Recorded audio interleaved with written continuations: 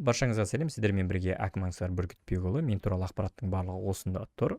Ондай болатын болса, бүгінгі тақырыбымыз ОБТ информатикасы. Жалпы ОБТ информатикасында қалай максималды балл алуға болады деген сұраққа бүгін жауап беріп кетеміз. Сонымен қатар тест-центр ұсынған бір пробный тест аламыз да бірге тапсыратын боламыз. Ондай болса, іске сәт кеттік. Жалпы тест-центр сайтына кіретін болсаңыздар, міне тест-центр KZ деп жазасыздар. Содан кейін барып кішігірім төмен өтетін болсаңыздар, сіздерге мынандай қосымша тегін ақпараттарды ұсынып отыр. Негізінде бұл тест-центрдің өзі. Жоғары оқу орынға түсушілерге деген вкладка бар. Соны басатын болсаңыздар, жалпы ОБТ-ға дайындық үшін арналған ресурстарымыздың барлығы осында ұсынылған екен. Солардың барлығын осы жерден алсақ болады. Қарап тұрсаңыздар, бірінші бөлімше міне жоғары оқу орындарына түсушілерге, жоғары оқу орындарға түсушілерге деген бөлімшені өттім. Одан кейін барып ОБТ мектеп түлектері үшін дегенді басам. Одан кейін барып бұл жердегі бөлімшелерді қарап тұрсаңыздар, сол ОБТ туралы ақпаратымыз тұр бірінші вкладкада. Одан кейін барып ОБТ-ға және ОБТ ТЖКБ-ға дайындық үшін деген ақпарат бар. Жалпы анау біріншісі ол ОБТ-ның жалпы форматы деп те айтсақ болады, қай уақыттарда өтеді, қай уақыттарда өтініш қабылдау мерзімдері болады, тесттеу мерзімдері қашан болады деген ақпараттарымыз тұр. Жалпы бұл арғы жылғы ақпарат болса керек, бұл ақпарат әлі де өзгереді. Ол ақпараттардың барлығын біліп отыру үшін жалпы сіздер мынау тест-центрдің өзі ұсынып отқан Instagram парақшаларына, болмаса Telegram парақшаларына жазылып алуларыңызға болады. Сол жерден ақпараттың барлығын біліп отырасыздар. Жалпы бұл осындай кішігірім ақпарат, егер өзгерістер болса, олар міндетті түрде саяқа салып отырады. Бұл бірінші ақпарат. Одан кейін бар мынау дайындық үшін деген вкладканы ашамыз, и осы жерде бізде көптеген керекті ақпараттың барлығы осында жинақталған. Егер де былай бір-біртіндеп оқып шығатын болсаңыздар, ең біріншісі ол ОБТ тест спецификациялары дейді. Жалпы спецификация деген сөз, жалпы біздің тест құрастырылған кезде қандай тақырыптар ол жерде болады, ол жерге қандай тақырыпшалар, бөлімшелер болады, қандай оқу мақсаттары болады деген сұрақтарға алдын ала шешіліп алады да, содан кейін барып тест құрастырылатын болады. Сол тест спецификацияларының барлығы кез келген пәнде осы жерде орналасқан. Егер мен оны ашатын болсам, көріп тұрсыздар, оқу сауаттылығы, қазақ тілі деген сияқты бүкіл пәндердің барлығы осында тұр.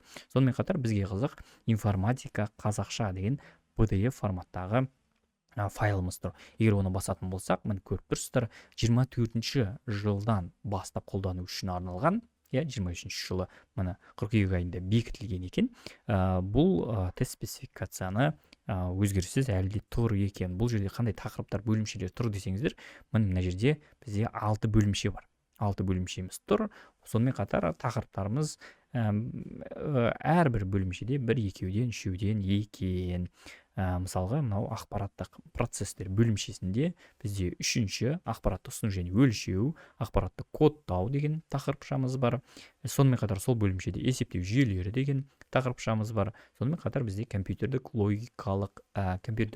логикалық негіздері деген тақырыпшамызда осы жерде бар екен. Ал мынау компьютерлік ойлау деген жерде мысалға Python программалау тіліндегі алгоритмдерді программалау деген тақырыпшаларымыз бар. Міне осындай ақпараттарымыз бар екен. Сонымен қатар бізде тапсырма деңгейлерінде осы жерде берген екен. Мына жерде тесттің тапсыратын тесттегі тест тапсырмалардың саны қанша болатынын көрсеткен. Ол жерде 40 тапсырма болады деген, және де 25-і бір дұрыс жауапты таңдауға арналған тест тапсырмалары дейді.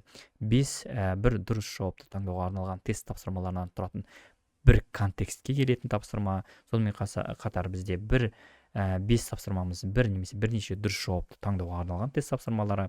Сонымен қатар 5 тапсырмамыз бізде сәйкестікті анықтауға арналған тест тапсырмалары болып табылады екен. Енді бұл тест спецификация бойынша ақпараттың барлығы осындай. Бұны жаба салсам да болатын да шығар. Қазір біз пробный тапсырып жатқан кезде осы тақырыптарға қайта келуге тырысамыз. Жалпы спецификацияны жаптым. Одан кейінгі келесі ақпаратты көрейін. Ол ұлттық бірыңғай тестілеуге дайындалуға арналған оқулықтар тізімі дейді.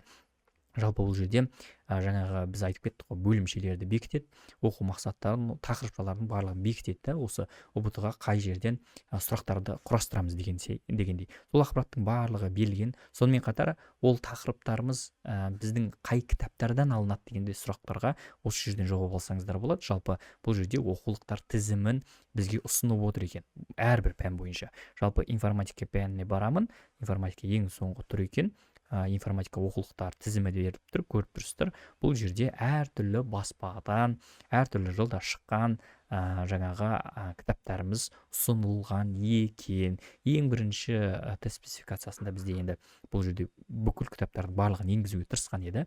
Енді бұл кітаптар тізімі қысқартылған болып тұр. Соның өзінде қараңыздар, 20 кітабымыз бар екен.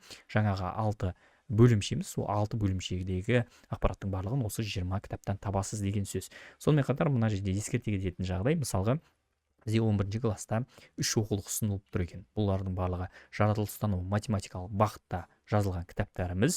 20-шы жылға шыққан Атамұра кітабы, сонымен қатар 20-шы жылға Арман ПВ, сонымен қатар Алматы кітап баспасы 20-шы жылы шыққан кітаптарымыз екен. Тағы да ескерте кететін жағдай, бізде әртүрлі сыныптар үшін әртүрлі баспаларда ұсынып отырып, ал мына жерде ең ескі кітапты қарастыратын болсаңыз, ол 2019 жылы, ал ең жаңа кітапты қарастыратын болсаңыз, ол 2021 жылғы шыққан кітаптарымыз екен. Жалпы бұл информатика пәні бойынша ұсынатын оқулықтар тізімі. Яғни біз официалды ресми түрде ұсынылып отқан ресурсымыз осы болып тұр. Осы кітаптармен тікелей жұмыс істеуіміз керек. Яғни көкем жасаған емес, әкем жасаған емес, осы тест-центр ұсынған кітаптар тізімімен дайындалуым керек екен. Онымен қатар енді біз қараңыздар, біз қандай ақпарат ала аламыз. Жалпы үлгілік тест нұсқалары да бар, ағылшын тілінде. Үлгілік тест нұсқалары деген бар, ол ағылшын тілінде тапсыратын болсаңыздар әрине. Үлгілік тест нұсқалары әрбір пән бойынша берілген, ол ашып көрсетпей ақ та қояйын, әрбір пән бойынша бөлініп тұр. Мысалы қараңыздар, ол тестті қазір бірге тапсыратын да боламыз, оның қыр-сырларына тоқталатын боламыз. Сонымен қатар бізде информатика пәні бойынша мына жерде ұбт-ға дайындалуға арналған информатика пәнінің терминдер тізімі берілген екен. Бұны ашып көрейік. Информатика пәні терминдер тізімі 2024 деп те берілген екен. Жалпы біздің пән бойынша терминдердің барлығын қазақша, орысша және ағылшын тілінде берілген екен. Бұл терминдерді жатқа білгеніміз абзал. Жалпы өйткені бұл жерден де жалпы термин бойынша да сұрақтар көптеп кездесіп жатады. Мысалға, мына жерде бізде инверсия, инвертор деген сияқты терминдеріміз бар. Олардың қолдану аймағы, қандай нәтиже беруі мүмкін деген сияқты ақпараттардың барлығын іс жүзінде біле алуымыз керек. Міне осындай бізде берілген жалпы терминдеріміз 84-ға екен, бірақ кітаптардың барлығын ақтаратын болсақ, негізінде одан да көптеп жаңағыдай терминдерді тауып алсақ болады негізінде. Одан кейінгі ең соңғы зат бұл ұбт және дайындық үшін деген, ұбт-ға дайындық үшін деген ақпараттардың ең соңғысы бұл ұлттық бірыңғай тестілеуге арналған тест жоспары деп тұр. Жалпы тест жоспары дегеніміз ол қанша сұрақ қай бөлімнен келеді деген сұраққа жауап береді. Сондықтан біз бұны ашып аламыз да, информатика каз PDF-тің аштым, и бұл жердегі ақпаратқа тоқталып өтемін. Қараңыздар, бізде 6 бөлім бар етін, сол 6 бөлімнің 12 жаңағы тақырыпшасы бар етін, сол 12 тақырыпшасы бойынша бізде мынандай сұрақтар саны кездеседі екен. Мысалға, компьютерлік жүйелер бойынша бізде 4 сұрақ саны кездеседі. Ал ақпараттық процесстер бойынша 10, компьютерлік ойлау, жаңағы питонда есептеу, алгоритмдер тақырыптарында 11 сұрақ кездеседі екен. Сонымен қатар ақпарат және программалық қамтамасыз ету 1, ақпарат процесстер мен жүйелер 7, ақпараттық объектілерді құру және түрлендіру 7, жаңағыдай тест тапсырмасы болмаса, жалпы тапсырма келеді екен. Орындай келе, жалпы бұл 24 жылдан бастап қолдану үшін арналған ақпарат болып тұр. Бізде 40 тапсырма бар, максималды балл 50 балл. Енді бұл ашық тұра берсін. Жалпы менің айтайын деген тақырыптардың барлығы осындай. Ал енді біз мынау кітаптардың барлығын тізімін ала аламыз деген ойдамын. Енді мен мынандай ақпаратты беріп кете салайын тағы да. Қараңыздар, құрметті әріптестер, құрметті оқушылар, сіздерге арнайы айтып өтейін. Бұл екінші жыл бітірдік біз информатика пәнін ұбт-ға ендіріп, яғни 2 жыл қатарынан тапсырды. Жылдан жылға өзгерістер енгізіліп жатыр. Бұндай өзгеріс енгізілетін болса, міндетті түрде жаңағыдай Instagram парақшасын, тест-центрдің Instagram парақшасы болмаса, Telegram парақшасынан біліп отырасыздар, иә. Жаңа тест спецификациясы болмаса, жаңа жоспар шығатын болса, міндетті түрде осындай ресми ақпарат көздерін көздейсіздер, сояқтан ақпаратты аласыздар. Ондай болатын болса, мен мынандай ақпаратты да айтып кете салайын. Жаңа айттым, бұл 6 бөлімше берілген, көріп тұрсыздар, тақырыптарда берілген, спецификациясының үстінде. Ал ең бірінші жылы шыққан кезде бізде ол әрбір тақырып үшін оның оқу мақсаттарын да бізге осындай тест спецификациясының ішінде берілген болатын. Сол спецификация негізінде қолда бар. Ол спецификациясын болмаса оқу мақсаттарымен жұмыс істегілеріңіз келетін болса, әрбір тақырып бойынша сіздер мынау парақшамен жұмыс істесеңіздер болады. Бұл QCode.kz мектебінің, яғни біздің мектептің бренд онлайн мектебімен қосыла отыра жасалған осындай тақырыпшалар, мақсаттар, оқу мақсаттары тізімі деп те қарастырсақ болады. Сонымен қатар әрбір тақырыпқа байланысты кішігірім андай видеолар жинағында қарастырған болатынбыз. Жалпы қараңыздаршы, мына жерде менде тақырыпшам бар, ақпаратты ұсыну деген тақырыпшам бар. Ақпаратты ұсынуда мынандай бізде 2 оқу мақсаты болған екен. Сол оқу мақсатына байланысты бізде мынандай видеолар жинағымыз қарастырылған. Сонымен қатар бұл парақшада, жалпы бұл ашық доступтағы Excel файл, әрбір оқушы өзінің мынау оқу мақсаты бойынша дайындығын тексере алады. Сонымен қатар егер де белгілеп шығатын болса, сенімдімін, болмаса қайта қарау, болмаса үйрену деген мақсат ретінде белгілеп шығатын болса, ең соңында примерно өзінің жинай алу балы болмаса НТ-ға дайындық деңгейінде қарастырып өтсе болады деген сөз. Енді қараңыздар, бұл қазақ тіліндегі жалпы НТ 2-ші жыл ақпарат бірден көбейіп кеткен жоқ, әрине, бірақ та интернетте жаңағы YouTube-та қарасаңыздар 2 жылдан бұрынғы ақпаратқа салыстырғанда әжептәуір сдвиг бар, көптеген ақпарат қосылып жатыр, көптеген мұғалімдеріміз онлайн сабақ беруге кірісіп жатыр. Сондықтан ақпаратымыз сапасы өсіп жатыр деген сөз. Ол қазақша контенттің өсуіне де алып келіп соғып жатыр. Енді мына ресурстардың арасында мен мынандай жинақталғам, әрбір үлкен практикалық тақырыптар үшін бізде қолданыста, оқушылардың арасында көптеп қолданыста болатын тек қана қазақ тіліндегі ресурстар емес, сонымен қатар ағылшын тіліндегі, орыс тіліндегі ресурстардың барлығын жиынтығын осы жерге алып келіп қойған болатынмын. Егер де бұл қызықты болатын болса, қайдан айтам, QCode.kz nt24 деген файлдың сілтемесін осы видеоның астына қойып қоям. Соған кіріп өзіңізге көшіріп алып, осыны өзіңіз қарастырып шықсаңыз болады. Енді көп сөзіп кеткенде сияқтымыз, мен енді мынау онлайн тестирование сайтына өтіп, яғни проб NT тест-центр KZ сайтына өтіп, тіркеліп қойдым. Одан кейін бізде 2 пробный берілген, жаңағы үлгі нұсқаларының арасында да тұр, ол 2 нұсқа. Олардың барлығын аламыз да, осы жерден кіретін болсаңыздар, екеуінің біреуі сізге ұсынады, соны қайта-қайта тапсырып, нәтижесін көре берсеңіздер де болады. Осының біреуін сіздермен тез тапсырып та шығайын, содан кейін барып бізге бұл жерде қызық болсын. Енді дайындық барысын сіздерге оқушы ретінде қалай дайындалу керек деген сұраққа да жауап беріп кетейік, және де максималды балл қалай алуға болады деген сұрақтарға жауап береміз. Ол үшін енді мен мынау тест-центр сайты керек емес, маған керек мынау жоспар. Сол жоспарға қарап отыратын боламын. Жаңағы айттық қой, бізде осы 6 неміз бар, 6 бөлімшеміз бар. Сол 6 бөлімшеге тікелей байланысты сұрақтар келу керек.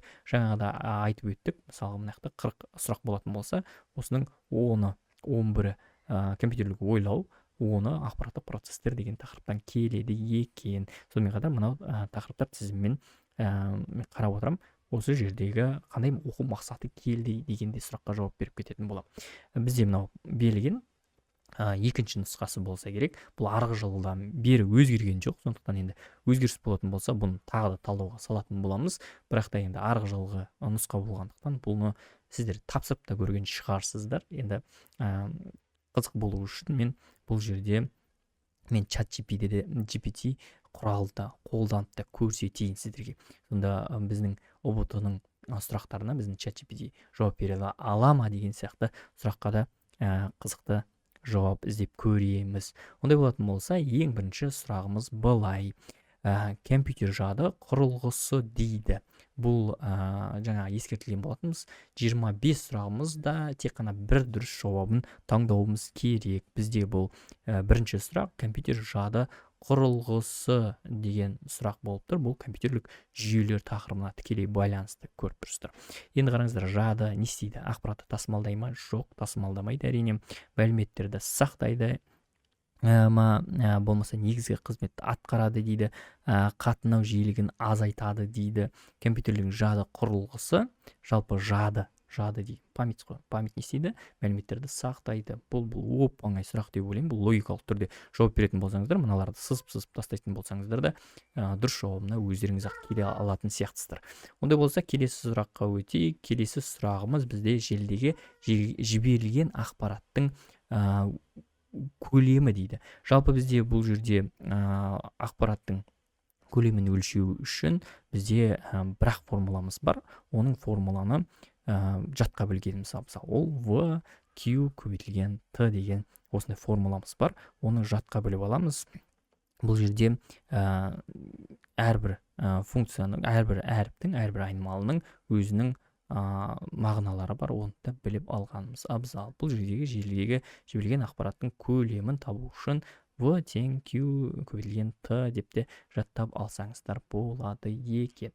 Ондай болса, мен ұзаққа бармай-ақ та қояйын. Бірден алайын да осы сұрақты чат GPT-ге сал жіберейін. Мен бекерден бекер бұны белгілей жібердім негізінде, қызық болсын деп. Былай алайық, белгілемей-ақ қояйын. Чат GPT өзі тапсын. Сол үшін мен алайын да былай белгілеймін. Сөйтемін да копи, өзімнің чат GPT-имде тұрмын, логин парольмен кіргенмін. Ctrl-V-ны бастым, яғни мен жүктелді. Сұрақты жүктелді. Дұрыс жауабын бер және түсіндір деп қояйын. Деп жібере салайын. Бұл жерде енді біз бірінші рет бұл формуланы көріп атқан болатын болсақ, бізге осындай түсіндірме керек болады міндетті түрде. Қараңыздар, бұл Б жауабын беріп тұр. Желідегі ақпараттың көлемі, бұл шатасып тұруға кейін. Желідегі жіберілген ақпарат көлемі туралы формулалар берілген дейді. Түсініктеме, бұл формула ақпараттың беру жылдамдығын көрсетеді дейді. Ақпараттың беру жылдамдығы емес бізге беру керек, жіберілген ақпарат көлемі керек етін. Бұл беру жылдамдығын көрсетеді дейді да. Ақпараттың беру жылдамдығы дейді да, ақпараттың жалпы көлемін Q-мен белгілей жүрген екен, мына уақыт деп белгілей жүргенге екен. Ондай болса, көріп тұрсыздар, құрметті оқушылар, бұл бізге айдап алып кетуі де мүмкін екен. Сондықтан көлемін табу керек емес пе? Деп те сұрап көрейін.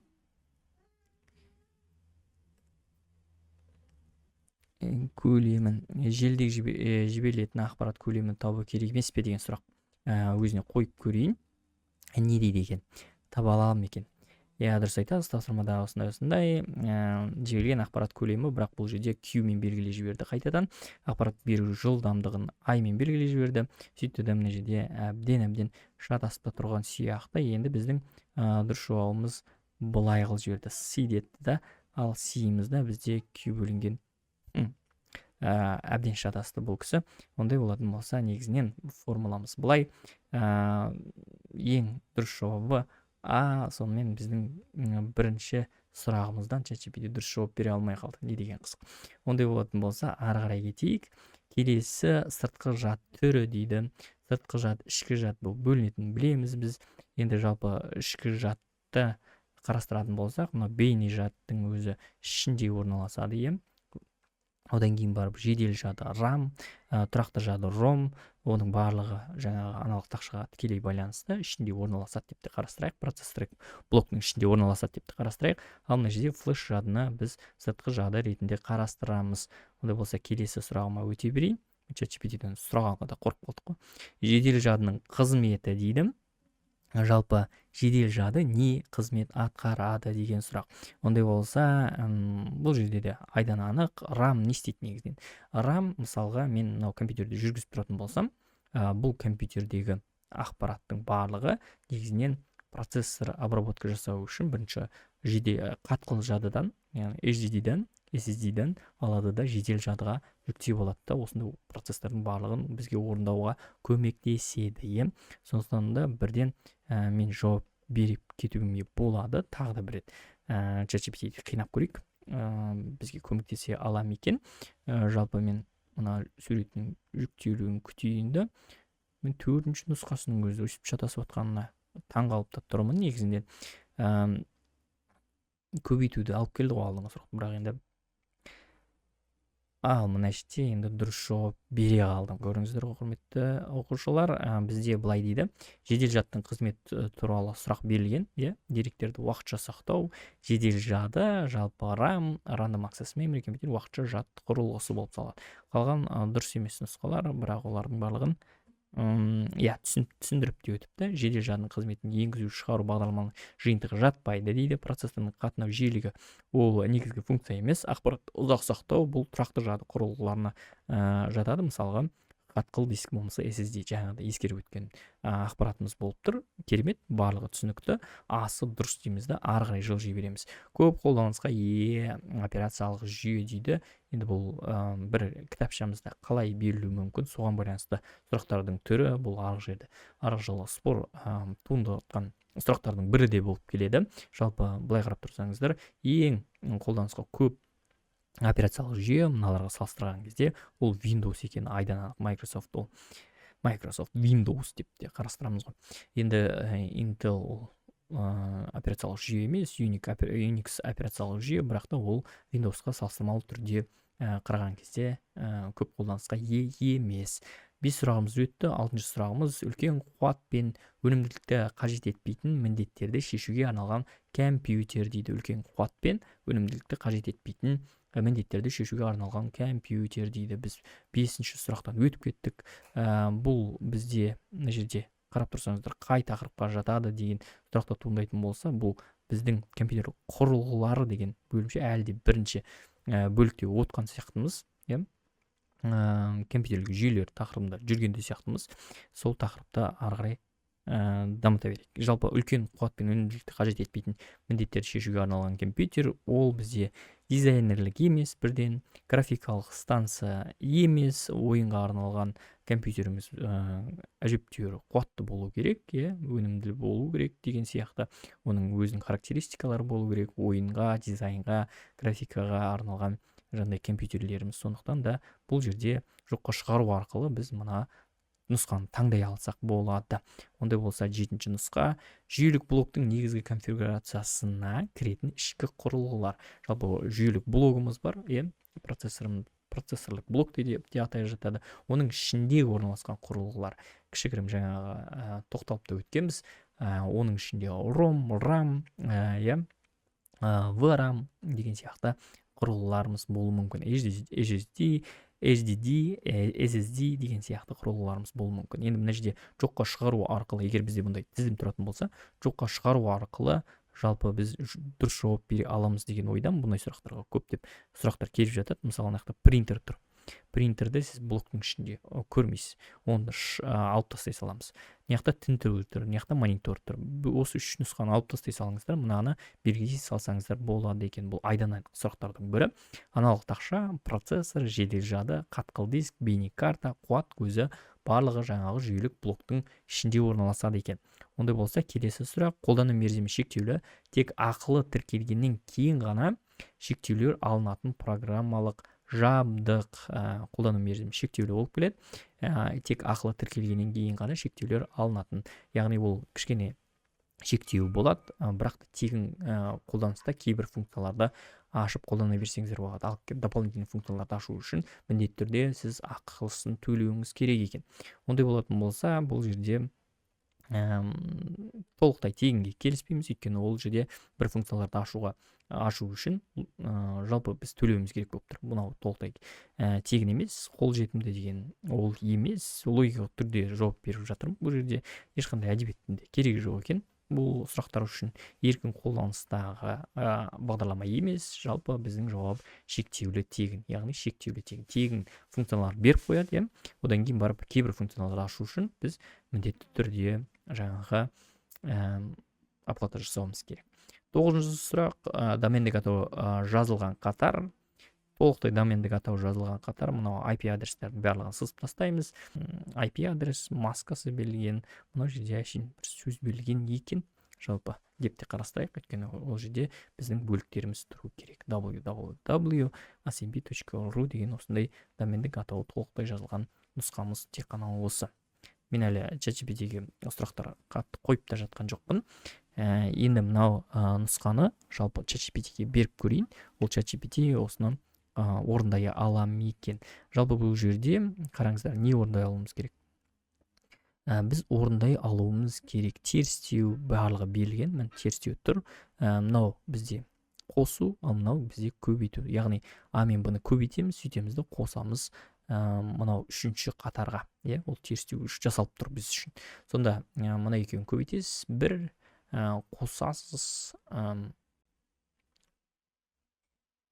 қосасыз нөлге, сонда сізде неште бір болады. Одан кейін барып, мен мынаны өшіп тастайын, қазір сөйтемді ChatGPT-ге беріп көрем. Мына жерде қалай болады? Мына екеуін көбейтесіз, 1 бен 0-ді көбейткен кезде 0, оны қосасыз нөлге, ол жерде 0 шығады. Мен де тінтуірмен жазып жатырмын. Егер мына жазу ұнамай жатса, ренжімейсіздер. Жалпы мына екеуін көбейттім 0, қосамын 1 шығады.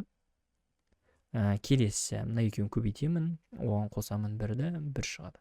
Сонда бізден дұрыс жауап жалпы D деген жауап тұр ғой. D деген жауабымыз тұр, барлығы дұрыс. Ондай болатын болса, мен ChatGPT-ге көшіріп аламын да, шатаспа деп осы сұрақты берейін. Жалпы жіберген кезде көріп тұрсыздар, мен сұрақ кетті. Кестедегі формулаға қойылатын мән дейді.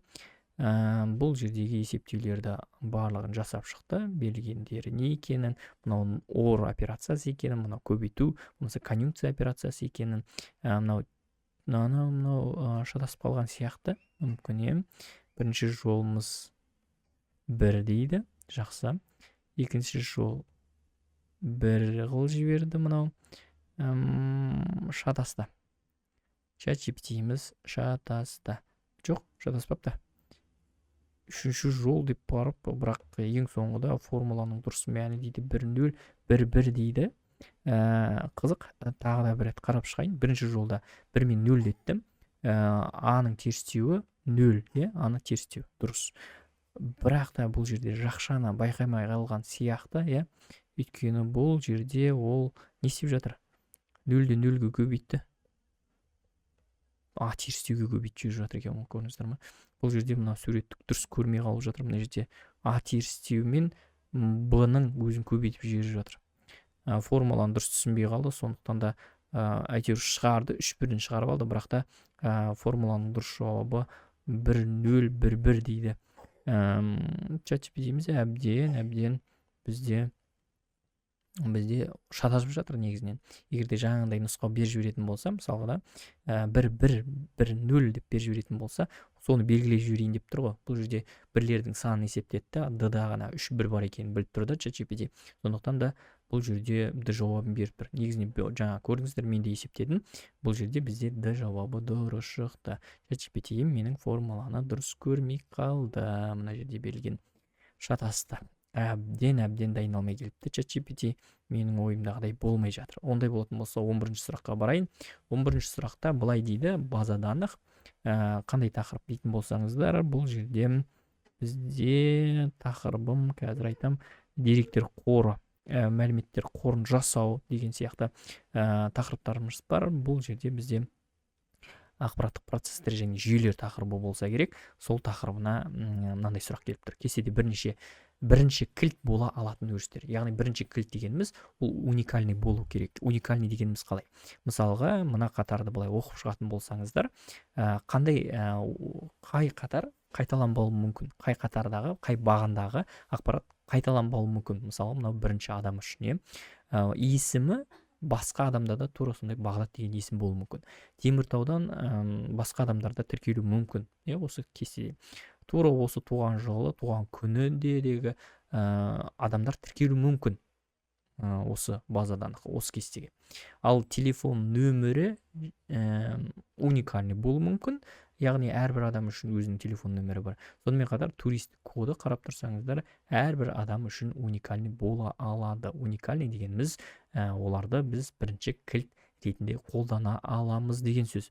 Ондай болса, бұл жерде уже біз жауабын айтып та қойдық. Турист коды уникальный болады. Бұл жазба үшін, әрбір жазба үшін, және де телефон нөмірі бізде уникальный болады. Сондықтан да бұл бірінші кілт рөлінде қолдансақ та болады екен. Енді туған күні айттық, бірнеше адам бір күнде туылуы мүмкін.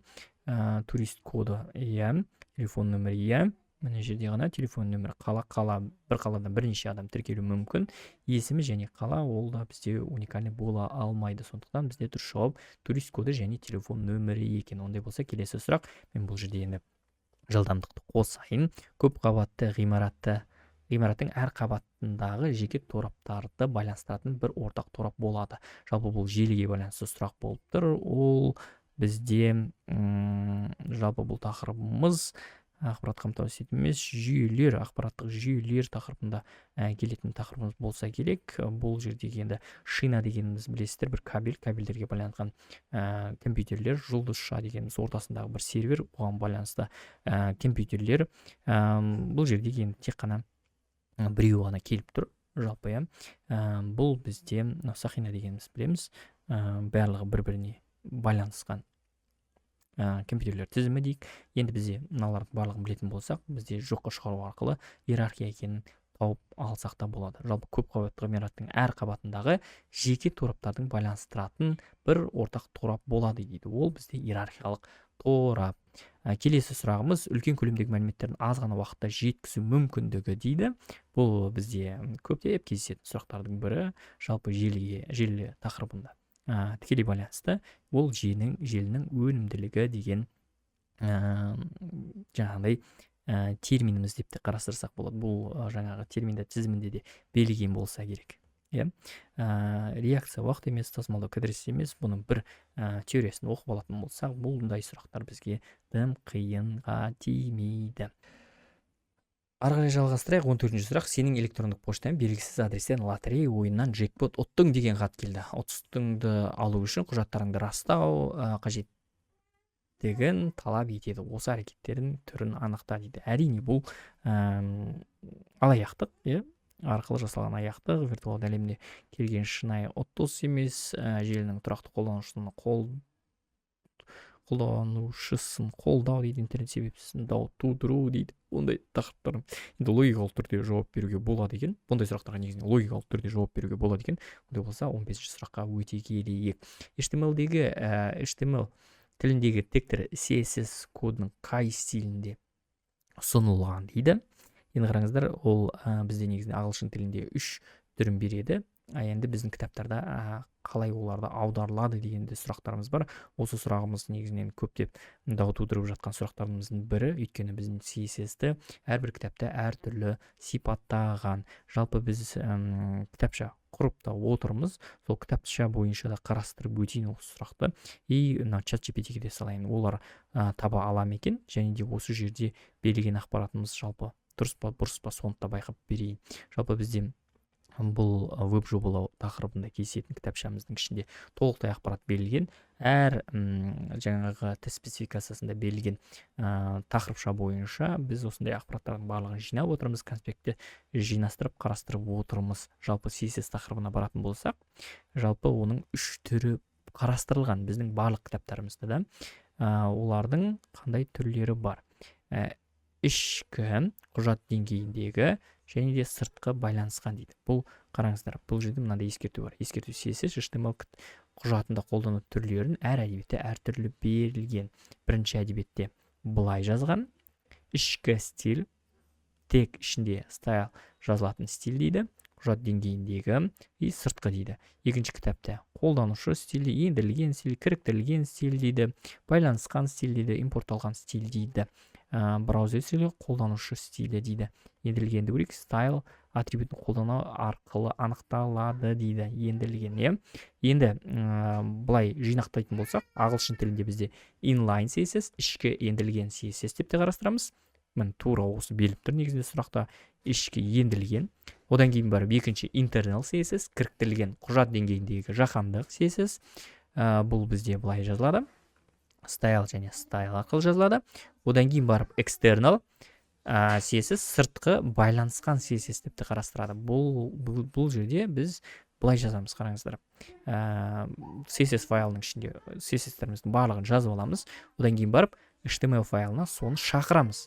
Міне шақырдық, style CSS деп жазып алдық.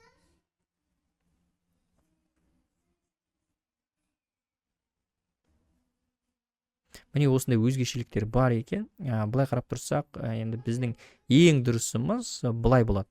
Inline CSS ол ішкі ендірілген деп те қарастыруға болады екен кітап бойынша. Енді қараңыздар, менде қызығы осы тест центрдің өзінің беріп отқан пробныйында былай береді. Ішкі ендірілген дейді. Екеуде тұр. Тура осы стайлдың ішінде жазылған. Ендірілген де бар, ішкі де бар.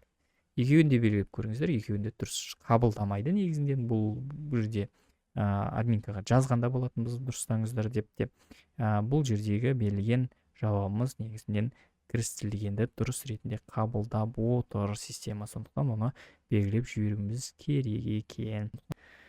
Мүмкін содан шатасып кеткенде шығар деп те қарайық. Жалпы кітаптардың барлығын ақтарып қарап отқандарымыз дұрыс болады. Жаңағыдай кітаптар тізімін қарастыруымыз керек. Бұндай сұрақтар келетін болса, міндетті түрде апелляцияға бере алуға мүмкіндігіміз бар. Кітабымыз егер сұрағымыз егерде бұл бір кітапта былай берілсе, бір кітапта былай берілсе, ал бізге жауабымызды басқаша қабылдап отатын болса, бұл міндетті түрде апелляцияға берілетін сұрақтардың бірі.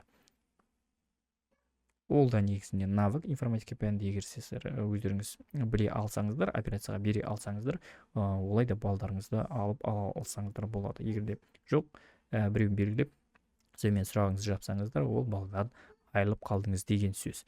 Келесі сұрақ, процессордың ішкі жадысы дейді. Процессордың жалпы жадысына бізде регистрлар жатады. Регистрларымыз MAD, MDR деген сияқты жадыларымыз бар. Олардың барлығын теориялық парттардың барлығында қарастырылған болатынбыз. Ары қарай жылжи берейік. Жалпы белгі диаграмманың ерекшеленген нұсқасын көрсету іс-әрекеті. Бұл мынандай белгілейсіздер, мынандай тінтуірді апаратын болсаңыздар, мынандай белгілеулер өзгеріп отырады диапазон үшін. Жалпы бізде екеуінің түрі бар. Екеуінің біреуі жалпы ауқымын ерекшелеу емес, мына екеуін сызып тастай саламыз. Жалпы диаграмманың фильтрі апаратын болсақ, бізде осындай диапазонды ерекшелеу мүмкіндігіне ие боламыз.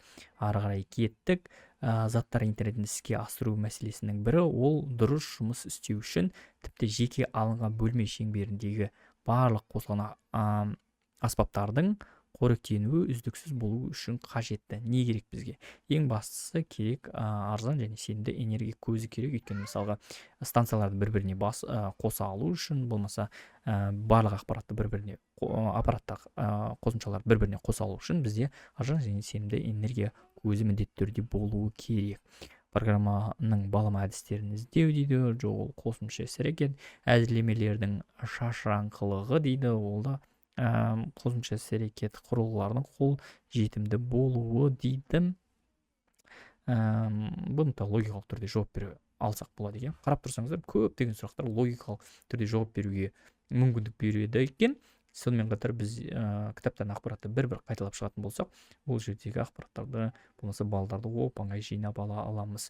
Келесі сұрағымыз 19-шы. Google қосымшаларын дары мен санжарға 2022 жылғы Қазақстан Республикасы мерекелері тақырыбы бойынша мерекелік күндерді белгілеу жүктелінді. Күндер ол презентация емес, ол конференция емес, ол форма емес, ол күнтізбе, Google күнтізбесі, яғни Google календар программасы өте оңай. Келесі реляциялық деректерді қорындағы кестенің негізгі қасиеттерінің бірі дейді. негізгі қасиеттерінің бірі. Реляция дегеніміз жалпы кестелік базадан кестелерден тұрады деп айтсақ болады. Реляция деп не үшін де айтады? Өйткені ол кестелер бір-бірінің арасындағы байланысы бар. Relationship ол жалпы ағылшын тіліне аударған кезде жалпы байланыс деген сөзі байланыс бар бізде. Бір бағаның барлық мәндері бір дерек типіне жатады. Кестедегі бағандардың орналасу тәртібі қатаң маңызды емес. Ол негізінен келесі, мен өзім білемін, негізінен қай бағанды бірінші қоямын, мысалы қаласын қоямын ба, болмаса аты жөнін қоямын ба деген сияқты. Кестедегі жолдар реті қатаң тәртіппен анықталған, жолдарда қатаң реті жоқ. Кесте ішіндегі әрбір бағаның атауы бірнеше рет қайталанады дейді. Кесте ішіндегі әрбір баған қайталану мүмкін емес, өйткені біз міндетті түрде уникальный бағандарды жасап шығуымыз керек. Мысалы қала деген кезде қаласын жазуымыз керек. Келесі жолда мысалы тағы да қала деп жазып қоймауымыз керек. Ондай жағдай болатын болса, біз бағанның атын өзгертуіміз керек, болмаса бұл ақпаратты басқа кестеге салуымыз керек деген сөз. Бұл жерде енді біреу ғана позитивті ақпаратты айтып тұрған сияқты, осы реляциялық деректер қорына тиісті қасиеттерінің біреуіне айтып тұр. Ол біз бір бағаның барлық мәндері бір дерек типіне жатуын ескеріп кетсек болады. Мысалға аты жөнін жазатын болса, ол жердегі жолдық варчар ақпараттарды ғана жаза аламыз деген сөз. Келесі, Excel-дегі ұяшықтарға енгізілмейтін деректер типі дейді. Жалпы ақшалай бар, финансық бар, экспоненциалдық бар. Бұл жерде Excel-дің жалпы деректер типін білуіміз керек. Экономикалық типі жоқ бізде бұл жерде. Жоққа шығару арқылы бар бірден ысырып алып тастасақ та болады екен. Енді келесі сұрағымыз, электрондық кесте B9 ұяшығына ашылмалы тізім ұйымдастыру үшін белгілену қажет ұяшықтар диапазоны. Жалпы Астана, Алматы, Шымкент, Тараз деп естіп кеткен екен. Ол ақпарат қай жерде тұр? Мына жерде тұрған жоқ. Мынау B1-ден бастап G1-ге дейінгі ақпарат берілген. Бір-бірден бастап G1-ге бізде бірақ ақпарат. Мынау диапазондарға қарасаңыздар, ондай ашылмалы мынандай ақпаратты бере алмайды. Болды, өте оңай.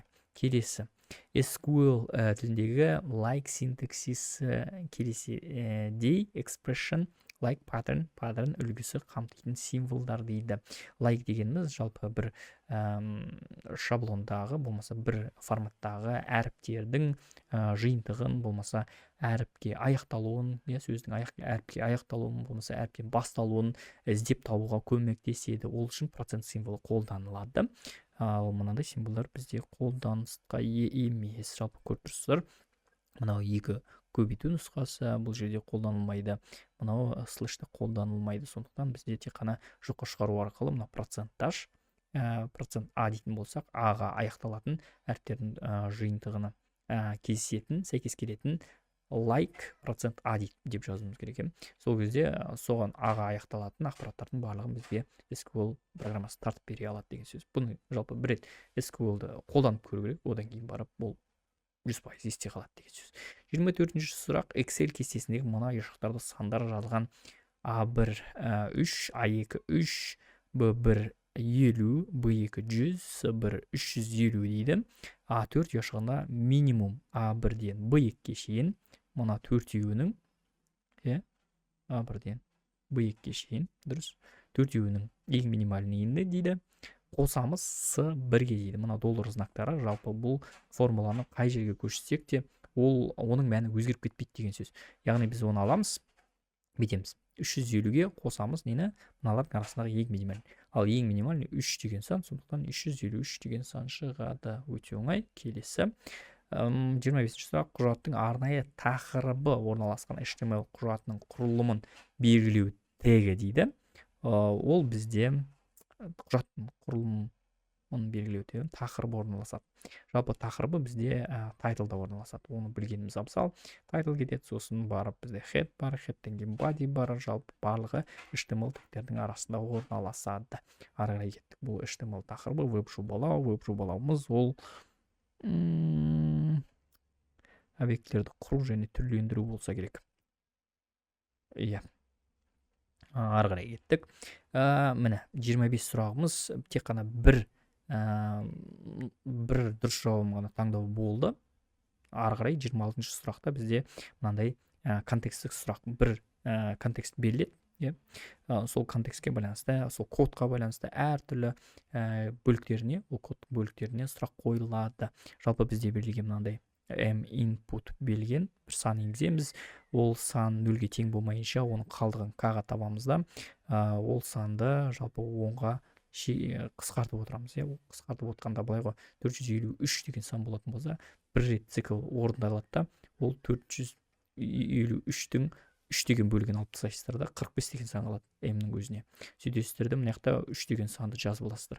Ал егер бүйтеді, егерде k кіші болатын болса, 7-ден кіші болып қалатын болса, брейк дейді да, мынау циклымыз тоқтап қалады деген сөз. И мынау брейк арқылы тоқтайтын болса, мынау print ешқандай ақпарат шығармайды. Ал егерде өзі тоқтап, мынау 0-ге тең емес болып, мынау цикл тоқталатын болса, мынау шарт арқылы тоқталатын болса, else бөлігі орындалады, print деген сөз шығады екен. Жалпы break нұсқаулық қызметі, ол тек қана бірақ қызмет атқарады, ол цикл жұмысын тоқтатады. Келесі 27. Жалпы 27-де мысалға мына команда, мынау контекст оқудың особо қажеттілігі болып тұрған жоқ қазір. Енді мына жерде бетеді. К тең m бөлінген процент арқылы бөлу командалық жолының орындағанда не болады жалпы? Ол қалдықты табады ғой, бір сөзбен айтқанда. m-ді аласыз, бөлесіз, 457 болатын болса, 10 қалдықпен бөлген кезде бүтін қалдығы соңғы санын аласыз. А санның 10-ға бөлінгенде қалдығы анықталады. Міне бірден дұрыс жауап тұр. Санды дәрежелейді ол емес, санның мән шығарылады ол емес. Print арқылы шығарасыздар. Нәтижені экранға шығарады дейді. Print арқылы шығарасыздар. Тура сол. Санды дәрежелейді дейді. Дәрежелеу үшін сіздер жаңағыдай 2 көбейту символын қолдануымыз керек. Міне екінші сұраққа жауап бердік. Барлығы оңай. Үшінші сұрақ бітеді. Else командасының қызметі. Else командасы жалпы биттік. Мынау шартымыз false берген кезде, яғни true болған кезде бұның іші орындалып жатады, циклдың іші орындалып жатады. Егер де мынау шарт false беретін болса, else бөлігі орындалады деген сөз. Ал егер де мынау break арқылы тоқталатын болса, біз else бөлігіндегі ақпараттың барлығын орындамаймыз. Else командасының қызметі. Нәтижені шығару, программаны орындау, циклды басқару нұсқаулығы деп те аталады бұл. Жұмысын тоқтату, брейктің жұмысы, программаны орындау, нәтижені шығару ол емес. Ондай болатын болса, ары қарай кеттік. 29. m-нің мәнін 4567-ге тең болғандығы. m-нің мәні 4567-ге тең болғандағы оқушылар программасының жауабы дейді. 4567. Не істейтсем программаң деп тұр ғой, бір сөзмен айтқан. Менде 4567 орындалатын болса, мына жерге бердім. Оны санға ауыстырып алдық. Санымыз 0-ге тең емес, m-ге бердік. 4567 тең емес 0-ге. Мен бір-екі рет жазып көрсетейін, яқты ыңғайсыз болса да, енді бұны жазып визуалды түрде көрсек өше керемет болады. Жалпы біздің программамыз қалай жұмыс жасайды. Мен енді ChatGPT-ге де бергенімде жараса кететін еді, осы жердегі сол код түсіндіріп бере алам екен. Мұны қараңыздар, 4567 түрмен жазып отырмын. Кешірім сұрайын бірден. Бұл жерде қараңыздар, К алады да, не істейді? Соңғысынан тексереді. Мынау кірді, циклымыз кіргеннен кейін К-ның мәні 7 болады. Соңғы санын аламыз ғой. Сөйтеміз де бүйтеміз. М алады да, мынаның соңғы бөлігін алып тастайды да, просто өзін М-нің өзіне жазып тастайды. Яғни 456 деген санды М-ге жазып тастаймыз біз. Болды. Одан кейін бар бірінші орындап болғаннан кейін, мына 2 жол орындап болғаннан кейін if алады да тексереді. К-ның мәні, яғни 7 болып тұр ғой бізде. 7 кіші ма 7-ден? Кіші ма 7-ден? Жоқ, ол орындалмайды, яғни бізде break орындалған жоқ. Одан кейін біз циклдың басына қайтадан барамыз. Бізде 456 деген сан бар екен. Келесі санымыз бізде К уже мыналардың 456-ның, яғни М-нің мәні өзгеріп кеткеннен кейін 456-ның соңғы санын алады. Яғни келесі қадамда бізде К-ның мәні 6. Ал М-нің мәні 45-ке өзгереді. Қысқартып отыр ғой, 10-ға бөліп отырды, бүтін бөлігін ғана М-ге жазып отыр. М-нің мәні 45-ке өзгеріп кетеді. Енді if 6, бізде k-ның ішінде алды кішкентай болатын болса 7-ден бізде break командасы орындалады. Break деген сөз біздің команда циклды тоқтатып тастады. Тоқтатады. Содан кейін барып else бөлігі шықпайды экранға. Өйткені break арқылы тоқтады. Break арқылы тоқтағандықтан бізде экран бетіне ештеңе шыққан жоқ деп те қарастырсақ болады.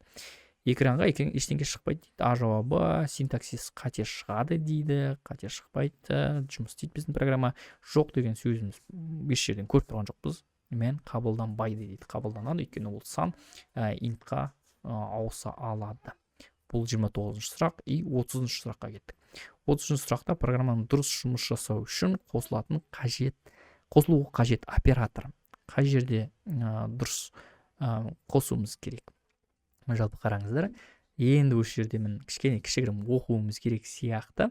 И былай дейді. M натурал саны берілген. Оқушылар командасының тапсырмасы M натурал саны берілген. Егер санның цифрларының құрамы 7-тен кіші цифр болмаса, онда мұндай сандарды мықты сан деп айтады, берілген сан мықты сан болса, онда әйтпесе жоқ жауаптарын экранға шығаратын программа құрастыру керек. Команда программаны іске қосты, бірақ жоқ деген жауап шықпады. Конечно, шықпайды. Өйткені мына жерде ол жоқ болып тұр. Командаға көмектесу керек. Бізде мына жерде кіші болып қалған жағдайда, мына брейктің алдында бізде жоқ деген сан шығуымыз орындауымыз керек. Деген ақпаратымыз шығып тұр. Мынау бөлу ақпаратымыз тұр. Мынаның заменасы деп те қарастырсақ болады. Мына жолда деген ақпаратымыз бар, инпутымыз бар бізде. Сондықтан бізде тек қана жоққа шығару арқылы қайтадан логикалық түрде жауап бере салдық. Сонымен бізде 30 сұрағымыз бітті деп те қарастырайық. Ары қарай жалғастырайық. Бізде 31-ші сұрақ. Бұл жерде жалпы компьютер конфигурациялары және анықтамалары арасындағы дұрыс сәйкестікті таңдауымыз керек екен. Осыған дейін біз 25 сұрақ бір дұрыс жауабын таңдадық. Одан кейін барып 5 сұрақ ол контекстік сұрақ болды. Одан кейін барып бізде мынандай сәйкестендіру 5 сұрағы бар. Және де бірнеше дұрыс жауабы бар сұрақтарымыз да бар екен. Ондай болса, мына сұрақтардан бір-бір өтіп шығайық. Бұл сәйкестендіру сұрақтарының біріншісі компьютер конфигурациялар және олардың анықтамаларын дұрыс жазып шығуымыз керек, таңдап шығуымыз керек. Ең аз уақытты үзілісінен аттап өтетін деректерді барынша тез өңдеуге ол бізде теңгерілген конфигурация деп аталады. Ал компьютерлік функционалдық құрылғылар жиынтығы мен оларға шығатын шығындар арасындағы үйлесімділіктің болуы ол бізде оңтайлы үйлесімділік, яғни функционалдық құрылғылар жиынтығы мен оларға шығатын шығындар арасында оңтайлы болу керек деген функционал бар. Конфигурацияларымыз бар. Ол конфигурацияларды жалпы біз жатқа бөліп алсақ та абзал. Келесі логикалық сызба және логикалық өрнектер арасындағы дұрыс сәйкестікті анықтау. Бұл жерде былай дейді. Мынау сызба берілген, сызбадағы ақпараттардың барлығын дұрыс оқи алуымыз керек та, оған өрнек табуымыз керек. Бұл жерде А-ның терістеуі көбейтілген Б-ның өзіне, одан кейін барып ол көбейтіледі кімге? Б-ның терістеуі қосылған А-ға. А терістеліп тұрған жоқ, мен сызықша келіп тұр. Оның барлығы бір-біріне көбейтіп тұр. Енді оның анықтамасына мынандай өрнекше дұрыс келеді екен. Біріншісін тексеріп көрейік. А-ның терістеуі көбейтіліп тұр Б-ға. Дұрыс. Ол көбейтіліп тұр. Крыша болып тұрған, ол конъюнкция. Жалпы конъюнкция көбейту, крыша деп те осыны жаттап жатамыз біз. Соны біліп алғанымыз абзал. Ал үстіге қарап тұратын болса, ол дизъюнкция, қосу деген сөз. Мына жерде қосу, Б терістеу А-ға қосылып тұр. Міне біріншісі дұрыс. Одан кейін бар Б вариантын мына жерде дұрыс жауабын тауып алдық. Ал Б жауабына қайсы сәйкес келеді? Жалпы А-ны Б-ға көбейттік, оған Б-ның терістеуін қостық дейді. Одан кейін бар оған көбейтеміз А-ны. Оның дұрыс жауабы жалпы былай қарап шығатын болсақ, А-ның өзі болып тұр бірінші көбейтілген. Сондықтан біз А-ның вообще терістеуін қарап тұрған жоқпыз. Мына екеуін біріне сызып тастаймыз. Мынау біріншісіне сәйкес келді, ал мынау бізге сәйкес келіп те тұрған жоқ. Міне А-ның көбейтілуі. Көбейту дегеніміз мынау. Ал мынау қосып тұр. Енді мынаны дұрыс тексере салайын. Б-ның терістеуі қосылған Б-ның А-ға көбейтілгені дейді. Жалпы Б-ның терістеуі қосылып тұр. А мен бұның көбейтіндісіне, міне А мен бұны көбейтіп тұрамыз, оған қосамыз бұның терістеуіне, міне осы келіп тұр екен. Одан кейін барып аға аның міне өзі келеді де көбейтіледі, оның барлығының нәтижесіне. Дұрыс. 33-ші сұрақ, justify дейді, параграф берілген, align деп тұр. Align деген дұрыстау, оң жағынан, сол жағынан, болмаса екі жағынан да дұрыстау деген сөзді білдіреді. Тексті, параграфтың ішінде келген HTML тегі. Жалпы бұл justify дегеніміз ені бойынша туралау, ортасы бойынша центр болып кетеді, ал right left'іміз ол оң жағынан right, сол жағынан left болып келеді, сондықтан оң жағынан right-ты басып кетеміз. Келесі сұрағымыз 34. Логикалық операциялардың анықтамаларын сәйкестендір дейді. Егер аргументтің жоқ дегенде біреуі ақиқат қабылдаса, онда мән ақиқат. Кері жағдайда жалған болады. Бұл жерде енді дизъюнкцияның рөлі болып тұрғанда көрінеді. Версия терістейді, конъюнкция көбейтеді, екеуінің біреуі нөл болатын болса, нөлге айналып кетеміз. Импликация ол мүлдем басқа. Бұл жерде мынандай конъюнкция либо дизъюнкция келуі мүмкін. Бұл жерде ақиқат қабылдаса, жоқ деген біреуі ақиқат қабылдаса, онда ол ақиқат мәні, ол бізде дизъюнкция қосу, бірге нөлді қосамыз, бір мән шығады. Б-сы, егер аргументтердің барлығы ақиқат мән қабылдаса, онда мән ақиқат, кері жағдайда жалған болады дейді. Егер аргументтің барлығы ақиқат мән қабылдаса, онда мән ақиқат, барлығы ақиқат болу керек. Ал ол үшін конъюнкцияда білесіздер, екеуінің біреуі нөл болып кететін болса, көбейттің нөл мәнін шығады. 35-ші сұрақ, берілген тізімде шыққан нәтиже бойынша қолданатын функцияның сәйкестігін табамыз. Компьютер 22 деп тұр. Жалпы көріп тұрсыздар, берілген А мәні ол компьютерде мынау C әрпіміз ғана үлкен әріппен беріліп тұр, қалғандары кіші әріппен. Бұл жерде екі функция бар. Upper деген әріптердің барлығын үлкен әріпке ауыстырады, lower деген кіші әріпке ауыстырады. Бізде үлкен әріпке ауыстырып тұрғандықтан бұл жерде upper функциясы қолданылып тұр, және print арқылы экран бетіне осы сөзді шығарып тұр деген сөз. Келесі, мына жерде енді бұл системаның қатесі болып тұр. Бұған да логикалық түрде жауап беруге болады, бірақ та бұндай сұрақтар кездесетін болса, сіздер міндетті түрде операцияға бере алуларыңыз керек, оны түсінуіңіз керек, не үшін ондай екен. Мысалы, мына жерде былай дейді, true false деген мән шығу керек, оны қайсы қабылдайды? Бізге upper болмаса lower, бұл жерде кіші әріп немесе үлкен әріптерге ауыстырып беру мүмкіндігін беріп тұр. Ал формат деген функция ол бізге true false бермейді, ол форматтауға да мүмкіндік береді негізінде біздің тексті. Ал мынау is digit деген жалпы сол жалған немесе шындық деген мәнді алып келе алады. Яғни true немесе false деген мәнді қайтара алады. Бұл жерде негізінде false деген мән қайтарылу керек бұндай функцияда. Не үшін? Is digit дегеніміз жалпы цифр ма, цифр емес па деген сияқты сұрақ қойып тұр ғой бізге. Цифрдан ғана тұра ма мынау текстіміз? Жоқ, бұл цифрдан ғана тұрмайды, сондықтан false мәні шығу керек. Бұны кодын жазып, жалпы тексеріп көрсеңіздер де болады. Is digit мынау аны салатын болсаңыз, бұл жерде бізде false мәні шығу керек. Ал мына жерде true мәнін беріп қойған. True false қайсы береді? Тек қана digit деген функция бере алады. Сондықтан біз осыны таңдаймыз. Бұл жалпы система дұрыс деп қабылдау керек. Бұл жерде шатасып кеткен болса да керек, бұл сұрақты құрастырып жатқан кісілер. Келесі 5 сұрағымызды аяқтадық. Жаңағы сәйкестендіруде. Енді 5 сұрағымыз бізде бірнеше дұрыс жауабын таңдау мүмкіндігін қарастыруымыз керек екен. Біріншісі, реляциялық деректер қорындағы кестенің негізгі қасиеттері. Қандай қасиеттері бар? Кестедегі жолдар ретінің орналасуы анықталған. Жолдардың анықталмайды. Жалпы біз оны өзіміз анықтаймыз ба? Кестедегі жолдар ретінің орналасуы анықталған. Байқап көрейік. Мысалы, бірінші студентті енгізесіз бе, екінші студентті енгізесіз бе деген сияқты сұрақ болып тұр ғой. Бұл жерде коды анықталуы мүмкін. Коды бізді жалпы шектеу мүмкін. Бірінші кодымыз автоинкремент болатын болса, сол арқылы автомат түрде анықтау мүмкін. Бірақ та бұл жерде басқа сияқты. Реляциялық деректер қорының кестенің негізгі қасиеттері. Жалпы оны біз өзіміз анықта алуымыз керек. Әрбір бағанның аты кесте ішінде қайталанады. Жоқ, ол бағанның аты қайталанбайды. Мысалы, қала деген баған болатын болса, ол баған тағы да сол кестенің ішінде қайталанбау керек. Әр кесте объектінің бір класын сипаттайды. Әрине, әр кесте, мысалға, базаданық курсы деген базаданық болатын болса, оның ішінде бір объектіміз студенттер, бір объектіміз курстар деген сияқты, бір объектіміз жаңағы бағалар деген сияқты болуы мүмкін, бір класын сипаттайды деген сол. Кестедегі екі бірдей жолдар реті болмайды. Жалпы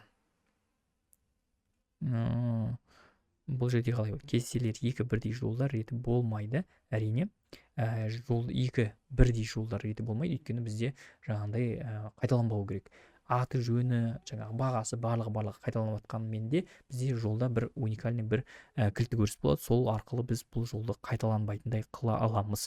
Кестедегі бағандардың орналасу тәртібі маңызды емес, өйткені біз ол жерде телефон номерін бірінші жазамыз, болмаса аты жөнін бірінші жазамыз, өзіміз білеміз. Кестедегі жолдар ретінің орналасуы анықталмаған, жолдар реті орналасуы анықталмаған. Бұл бізде 36-шы сұрақ, жауаптарымыз SDF. Келесі 37-ші сұрақ.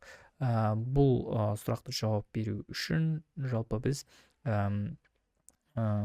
есептеулер жүргізуіміз керек. 10-тан 8-ке ауыстыра алуымыз керек, және 16-ға ауыстыра алуымыз керек. Ол үшін жалпы мен былай қылайын. ChatGPT-ге барамын да, 419 санын 16 және 8 санау жүйесіне ауыстыр дей. Бұл есептеулердің барлығы негізінде мен YouTube видеода қарастырған болатын, асықпай соның барлығын қарастырып шықсаңыз болады. Енді мына жерде орындалулардың нәтижесінде 16-қа көріп тұрсыздар, санды, 10-дық санды жалпы 16-қа бөлді, бөлгеннен кейін қалдықтарын алды, кері ретімен жазып шықты. Бізде бірінші санымыз 1 болды, одан кейін 10 сан жазылу керек етін, ал 16-та 10-нан бастап сандарымыз әріппен белгіленеді, одан кейін барып 3 саны жазылды. Сонда менде 16-та 1А3, ал 8-лікте тура сол операциялар орындалды. Сөйтті ең қалдығымыз керісінше жазылып шықты. 643, 643, болмаса 643 деген сан шықты. Сонда 16-лықта 1А3, ал 8-лікте былай екен, 643 деген нәтиже дұрыс екен. 643 и 1А3. Міне осындай екі жауабымыз дұрыс шығып тұр. Жалпы екі ақ вариантын таңдап тұрмыз, көріп тұрсыздар. Бір немесе бірнеше дұрыс жауабы бар. 3 дұрыс жауаптан артық емес болу керек екен. 38-ші сұрақ. Деректер қорын жобалаудың негізгі кезеңдері. Кестері құрылымын анықтаймыз. Объектілер дейді, общий жасалған екен. Жазбалар байланысы. Бұл этапта жобалап жатқан кезде анықтап үлгермейміз. Кілттік жазба дейді. Кілттік өрісті анықтаймыз әрине, және де өрістердің барлығын анықтап алуымыз керек. Сол кестенің құрылымы дегеніміз жалпы сол болса да керек. Келесі және логикалық элементінің сызбасы. Жаңадан бері логикалық операциялар барлығын орындап шықтық. Ол жерде мынау сызбаның көбейту екенін, айдан анық екенін білеміз. Сол арқылы да есептерді шығарып тастадық жаңамыз. Мынау көбейту, мін көріп тұрсыздар, А көбейту Б, мынандай амперсант белгішесімен де белгіленеді. Ал мынандай нүкте, мынандай домалақ тұратын болса, негізінен бұл терістеу дегенді білдіреді. Мынау терістеу мына жерде де тұр. А-ны кірді, терістеу арқылы А терістеу шығып тұр, үстінде сыз шығып тұр. Мына жерде А мен Б-ны көбейтіп тұр, бірақ та шыға берісінде мынандай терістеу знагы тұр. Тура сол мынаяқта қосу тұр, бір сан қойып тұрса қосу, ол түбінде терістеліп тұр деген сөз. Мынаяқта да екеуін ақ белгіледік. Енді 40-шы сұрақ, соңғы сұрақ. Біздің нұсқада тест-центр ұсынған екінші нұсқаның соңғы сұрағы деп қарастырайық. Жалпы бұл жерде енді айтады. Тест-центр бұны дұрыстамаған, әлі де бұл сұрақты да біздерге жаңағы апелляция беруге дайын болыңыздар деген сияқты намек тастағанды сияқты. Сондықтан оған да дайын болғанымыз абзал. Веб-беттегі әртүрлі бетті бірдей стильдермен рәсімдейтін тегтер дейді. Әртүрлі беттер, бірнеше бетіңіз бар. Солардың барлығында бірдей стильдермен рәсімдейтін тегтеріміз қайсы дейді. Бұл әдебиетте солай беріліп кетуі де мүмкін, сондықтан да сол әдебиетке қарап отырып та тест құрастырушылар сұрақты құрастыра салу да мүмкін, соған да байланысты болуы мүмкін. Сондықтан ескеріңіздер, болмаса бұндай сұрақтардың барлығын апелляцияға міндетті түрде бере аламыз. Енді бұл жерде қарап тұрсаңыздар, қандай тегтеріміз бар, қандай варианттарымыз бар, логикаға салып көрейікші. Head тұр, title тұр, type H дейді, P дейді, U дейді. Type пен H жалпы мына жерде type бұл стайлдың ішінде тұр да, содан кейін барып оны жалпы H дегеніміз не? H дегеніміз тегіміз дейміздер. Оны алып тастай саламыз. Type екеуін алып тастай салайық. Ол стайлдың ішіндегі бұл тег ретінде қарастыра алмаймыз. Одан кейін барып не бар бізде? Параграф тұр. Параграфқа алғанда тура осы беттің ішінде өзіне стилін беріп тастаған. Мынау қараңыздар, background дегенде түс беріп тастаған, color дегенде red беріп тастаған. Өйткенде айтады бірдей стильдермен рәсімдейтін тегтер. негізінен қалай қарастырамын мен? Ол бірнеше бетте әр өзінің осындай стильде беріліп жатса, қалай мен оны дұрыс жауап ретінде қабылдай аламын. Мына жерде андерлайн дегенді дұрыс деп қабылдайды негізінде, бірақ та андерлайнды негізінде оны текстті форматтау деп те қарастырамыз.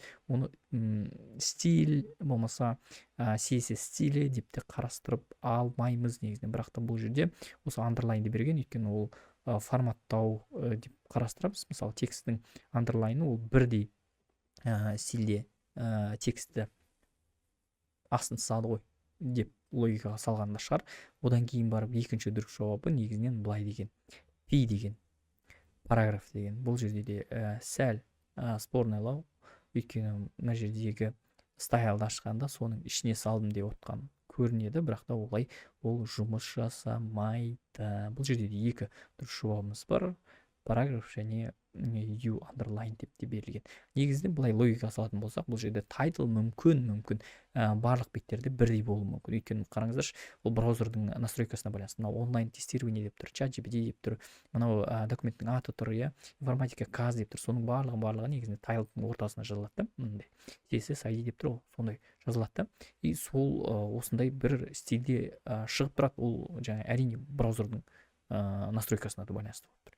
Ондай болатын болса, мен алайын да мына тестлеуді аяқтайын. Осымен біз бүкіл заттардың барлығын қарастырып шыққанда шығармыз. Жалпы міне информатика пән 40 сұраққа жауап бердік. Мына сұраққа да жауап берейік. Одан кейін барып тестлеуді аяқтау батырмасын басайық. 50 балл алдық информатика пәнінен. Жалпы мынау балдарымызды көрдіңіздер. 25 бір жауапты қабылдайтын сұрақтарымыз бар. Одан кейін барып контексттік сұрақтарымыз 5 болды. Одан кейін барып салыстыру 31-ден бастап 35-ке дейін болды. Одан кейін барып бірнеше дұрыс жауапты қабылдайтын сұрақтарымыз да болды. Ол 36-тан 40-қа дейін болды. Міне осылай біз максималды балл алуға мүмкіндік алады екенбіз.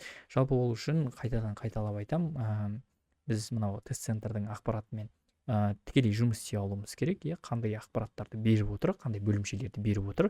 Сонымен қатар бізде жаңа кітапшалар тізімі, олардың барлығын алып алсаңыздар болады. Олармен де жеке жұмыс жасасаңыздар болады. Олардың барлығын тізімін жаңағы осы видеоның астына жазып қоятын болам, сілтемелердің барлығын салып қоятын болам. Сонымен қатар мынандай ақпараттардың барлығын өздеріңізге жинап отырыңыздар. Мына файлды жіберемін, осы файлға кіріп, жаңағы файлдың ішіндегі ақпараттардың мынандай берілген видеолардың, видео жинақтардың аппаратын толық қарап шықсаңыздар да болады. Сонымен қатар мына ресурстарға басатын болсаңыздар, сіздерге керекті ең басты ақпараттардың барлығы осында. Бұл жерде мынау пробный тесттеріңіз бар, жаңағы кітаптарыңыз бар, мына оқулықтарыңыз бар. Барлығы осы жерде берілген. Сонымен қатар, егер де дайындық бойынша жазғыларың келетін болса, міндетті түрде маған жекеге Instagram парақшаға шықсаңыздар болады. Ондай болса, осы жылғы ұбт дайындықтарыңызға істе сәт, тек қана алға. Сау болыңыздар.